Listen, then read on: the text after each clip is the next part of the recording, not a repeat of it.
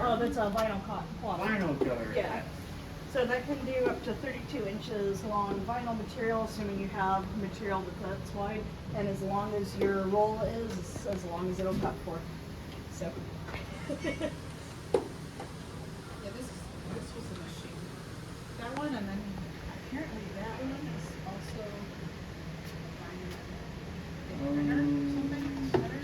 So that is a CNC. Not the big one, the blue. Oh, That's this- a regular printer. This is basically like a giant printer, like something you'd print out blueprints and stuff on. Right now it just does black and white printer. Yeah.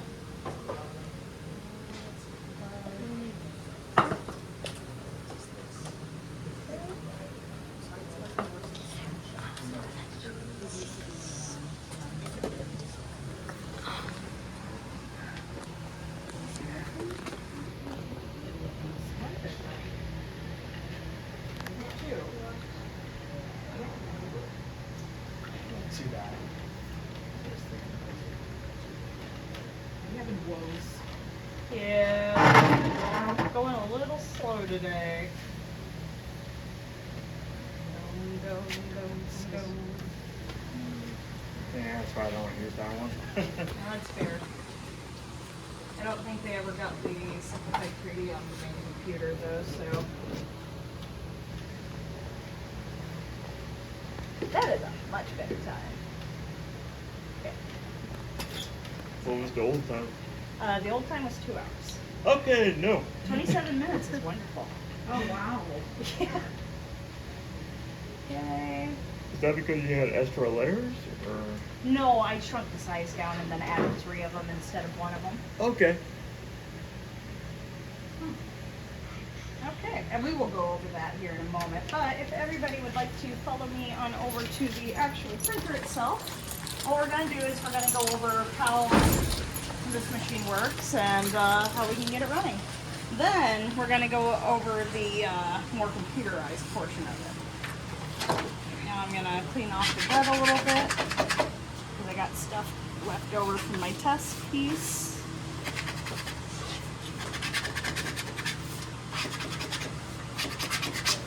Oh, by the way, my name is Amy Hanning. I'm your instructor today. Hello. So for 3D printing, my husband got me into this a couple of years ago. Pretty much, he bought 2 of these machines for our own home use. The first one he put together, the second one, I had a vacation day. He goes, by the way, there's a package for you at the front door, have fun. And when I got the package open, I realized it was a 7th 3D printer. It was my 3D printer, and I had to learn. So, it wasn't too bad.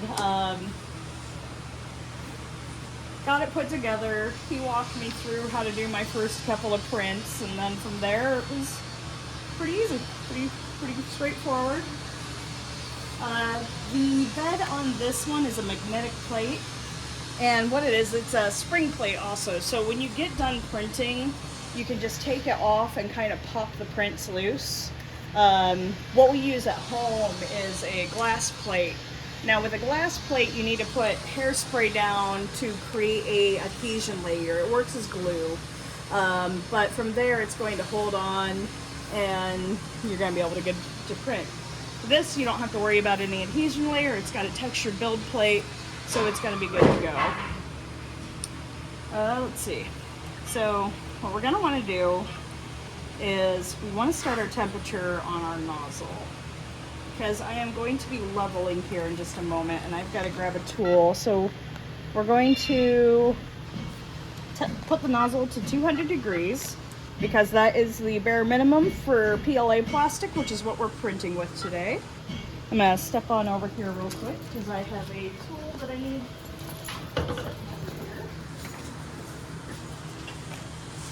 Now, unless I have wandered away with this at any point in time, generally you can find this tool buried in this box.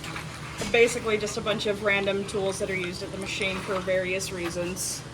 But this is for helping get your bed leveled.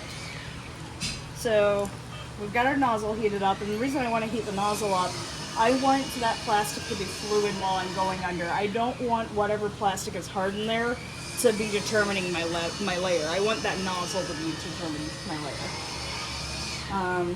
So we're going to go into settings. We are going to go into level. This is going to find its home axis, and then I'm going to be able to go into auxiliary leveling. Auxiliary leveling is where you're putting it in yourself. While this does have a auto leveling function, auto leveling does not always work well with this machine. So I do recommend just anytime you're getting ready to print with any machine, just go through and level it. It's maybe 10 minutes tops for doing the leveling. I cheated earlier and I've already leveled this once, but you'll also be able to see, because this printer does see a lot of love and use, it doesn't hold its tolerances true from the one print to the next.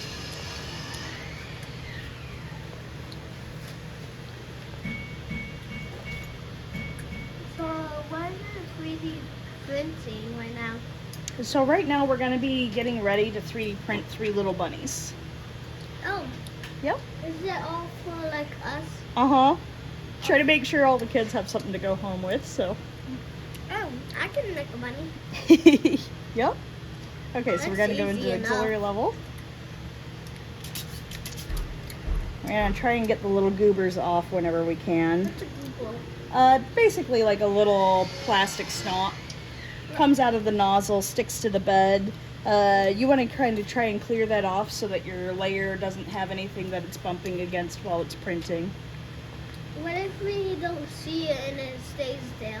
Then it'll just kind of get mixed in. So the nozzle is really hot, so when it hits that plastic, it kind of smears it or grabs at it.